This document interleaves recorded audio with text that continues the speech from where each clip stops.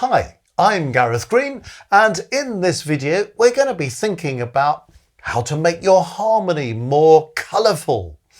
Why are we doing this?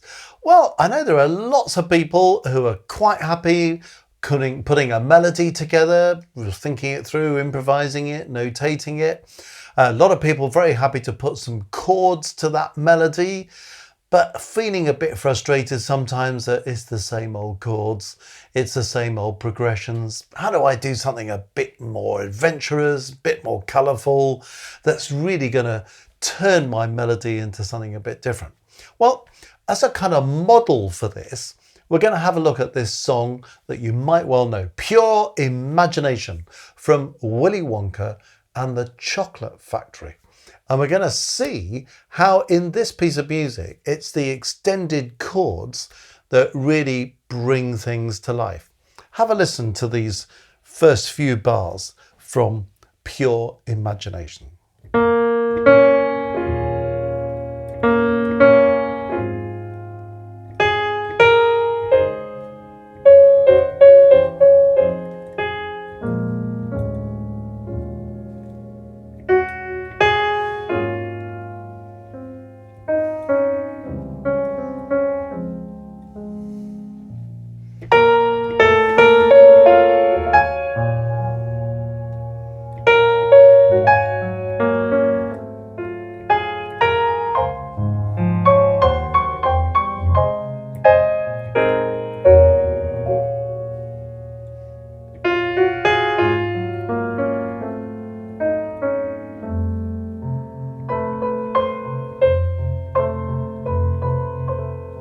And so the song goes on. Lovely chords, aren't they? Absolutely wonderful stuff. Let's have a look through, see what he's doing. Sometimes you get composers, improvisers, particularly jazzers, who use a lot of extended chords in a not particularly functional way. It's just kind of like, here's a great 11th chord, here's a great 13th chord, that belongs to one key, that belongs to another. We can slam them next to each other, all sounds great.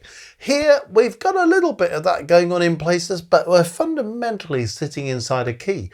So we can have a little bit of a look and a listen to these extended chords and also how they function. Just to be clear about extended chords, with apologies to those who already know this stuff, let's just be sure what we're talking about.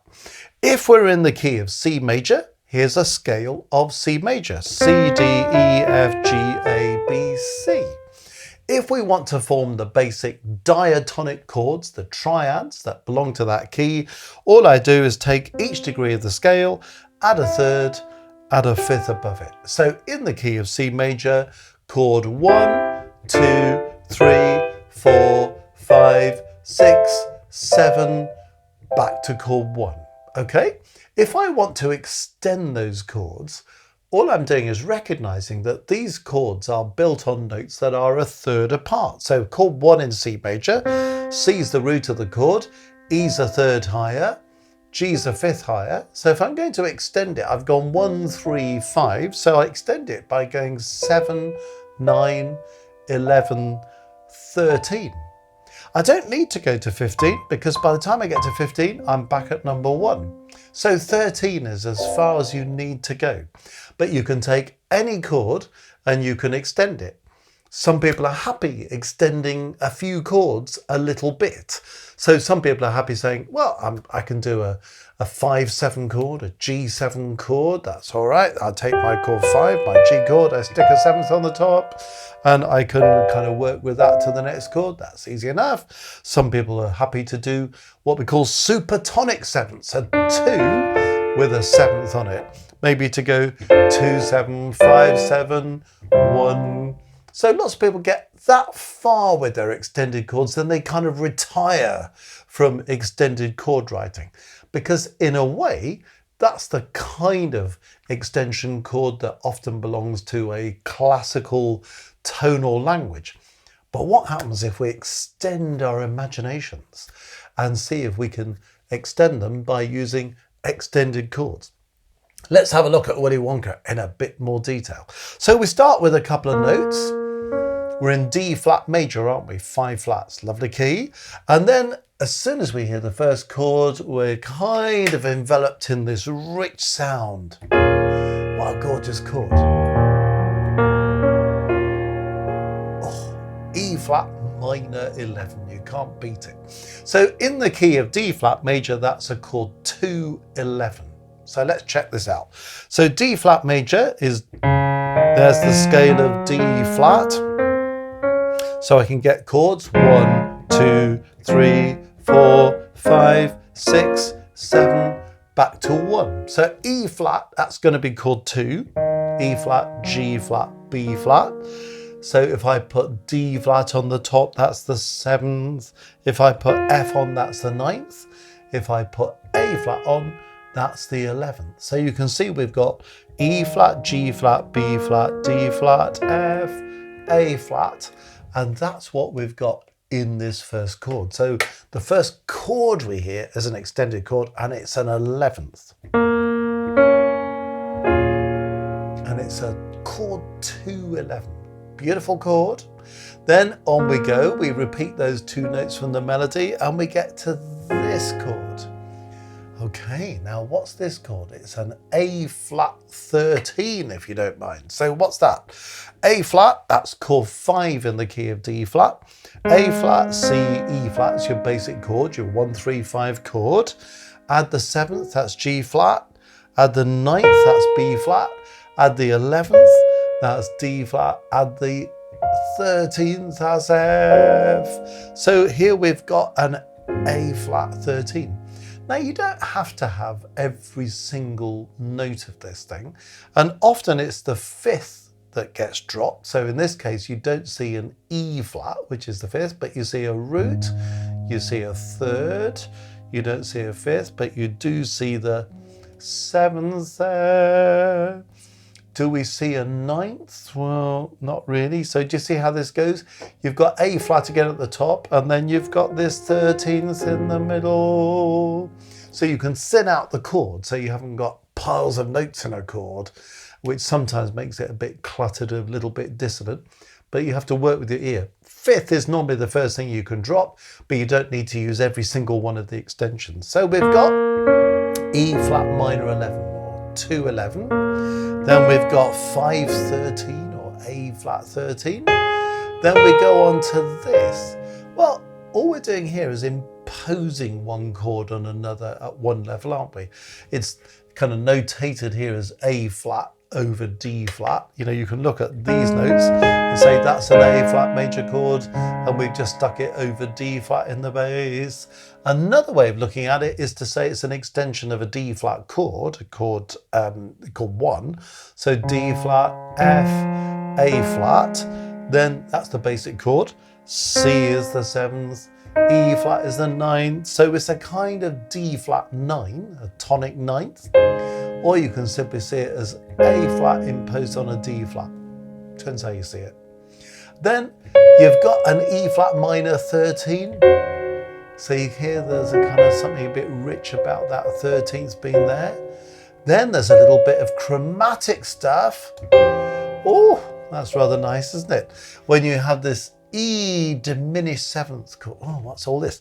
Well, E, G, B flat, D flat. A diminished 7th chord is always a pile of minor thirds. So E natural to G is a minor third, G to B flat is a minor third, B flat to D flat is a minor third. So that's your basic diminished chord.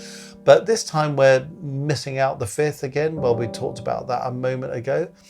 You can think that this is a harmony note and this is an accented lower auxiliary note, or you can see the C as some kind of extension of that diminished 7th chord. Doesn't matter which way you look at it. Rather expressive though. So if you hear the whole of this bar, the whole of this measure, lovely progression, isn't it? So you're kind of using this E flat minor chord again, this chord 2, and then treating this as chromatic movement to go on to an F minor 7, which is a 3 in D flat major, a 3-7. So even that, you know, using 7th chords on other degrees of the scale. Lovely colour. B flat minor 7 coming up. Rather nice here, interesting one, because here you've got a root and a 5th, but no 3rd. The root again and the 7th, slightly unusual, rather nice. And then you get this gorgeous D major 7 chord. Oh, isn't that beautiful? And you're sort of thinking, oh, B flat minor 7 and then D flat major 7 with this added sharp 11 in it. Oh, really soupy stuff. And then when we come on to the next line, we're repeating the E flat minor 11 we had back there and the A flat 13 we had back there. Melody's doing something different, but it's the same progression. That 2 11 and then that 5 13. And then when we go on to this bar, again, it's a C major chord imposed on D flat in the bass, isn't it? You could see that as some kind of extension of the D flat, but I think it's a reasonable way of looking at it. Then it turns into a D flat major 7 chord. Isn't that a nice progression? Lovely. So we're back to a tonic 7th, a 1 7. And then there's a little sort of burst of activity where we go to a straight B flat minor. In fact, there's no chord there at all. It's just B flats and then this little rush of notes up the B flat minor chord with this little appoggiatura to start it. And then you notice what we're doing again. E flat, the 11 chord. It's an E flat minor, that should say 11. And A flat 13. So we're back on this routine we've had before. Yeah, so E flat minor 11. And the texture now more spaced out. Notice how that makes an impact. Then this A flat 7 with added ninths of yes. And then a D flat 7. Well, there we go. Notice again the spacing. Left hand right the way down here. The whole of that right hand chord up there. D flat 7. Then we've got this E flat minor stuff again with this same hint of that diminished 7. So we've met this progression before, haven't we? We met it there, but the spacing has changed. And once again, it's going on to an F minor 7, just as it did there. But notice how the chords are thickening out. We've got this 10th down there, and we've got whole chords there. And then this B flat chord, B flat 7 chord, rather nice. And then notice this E13. Ooh, gorgeous chord, isn't it? That chromatic. You notice how sometimes you get these chromatic movements. D natural to E there. We've got E natural to E flat here. You see how they kind of come in and make a bit of an impact. And then we're back again, aren't we? Look, E flat minor 11. A flat 13, been here before, A flat 7 going on to some kind of F. We've been around this progression. But notice the differences, this little triplet. A flat 13 and then that lovely A flat 7 with that ninth in it. Then an F major with an added ninth, which takes us a bit by surprise. We're not really expecting that to happen. And then the B natural, a tritone above that F in the bass. Just gives it a slightly unnerving feel, doesn't it? Little connection there. So you see how these extended chords are really kind of warming things up. Because this could have been a fairly tedious tune, couldn't it? If the chords had not been extended. You know, if it had just gone to a D flat major chord, to an A flat major chord, back to an A flat, to an F minor chord.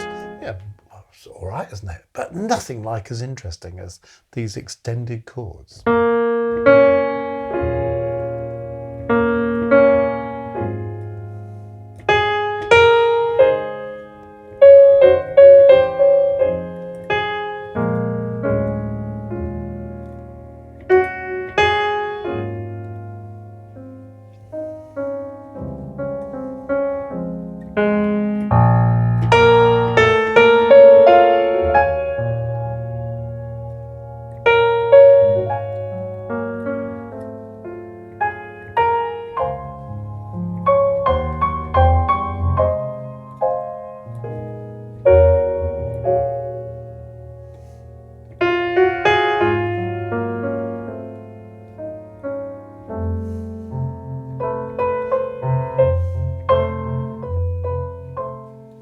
And so the song goes on.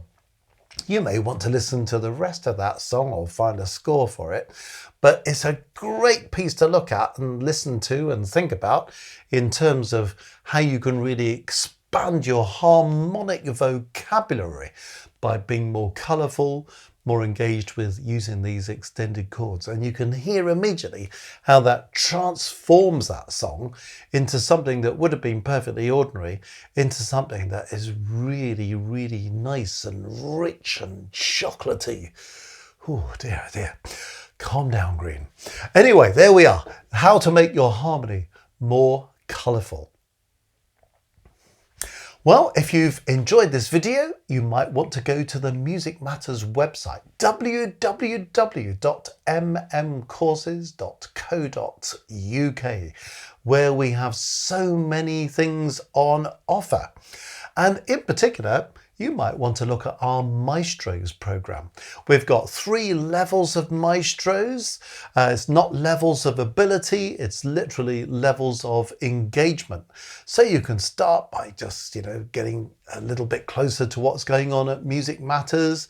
All sorts of perks come in as you move up the levels. So there's emojis, there's early access to videos, for example. Then for the level 2 and level 3 people, you have a monthly live stream. So if you're a level 3 member, that's 2 monthly live streams. The level 2 live stream, very much a kind of teaching input from me for an hour where we look at something of great musical interest to everybody, and often on topics that are requested by members of the group. So it's a real chance to learn, to engage with a topic, expand your own musical horizons. The level 3 live stream is much more individually focused. So you can send in your own composition, your own arrangement, your own theory exercise, your own recorded performance. You can then receive one-to-one feedback from me, and we share these in the group so we can all learn from each other. It's a wonderful group of people, deeply respectful of each other's efforts, all wanting to learn from each other and to support each other. And through the live streams for level 2 and level 3, we run a live chat so you can ask your questions, make comments. If you can't turn up on the day and the time that we put them on, they're all recorded, so you've got access. And in fact, you've got access to all of the previous live stream recorded videos going back a number of years. There's a huge resource there. So you might want to have a look at that. So if you go on to the website, www.mmcourses.co.uk, click on Maestros to find out more.